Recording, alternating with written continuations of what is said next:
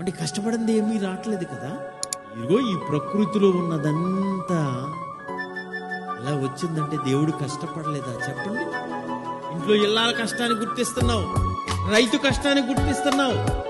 ఒక ఫ్యాక్టరీలో ఒక వస్తువు తయారైతే ఆ కంపెనీ చేసినందుకు ఆ కష్టానికి తగిన మూల్యం ఇచ్చి చెల్లి మనం కొనుక్కుంటున్నాం.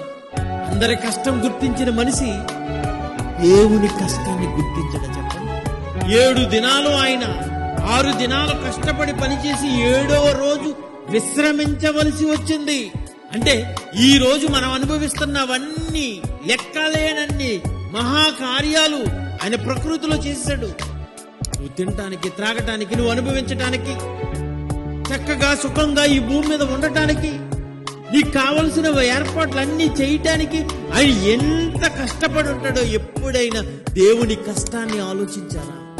దేవుని కష్టపడి ఈ ప్రకృతి అంతా చేశాడు.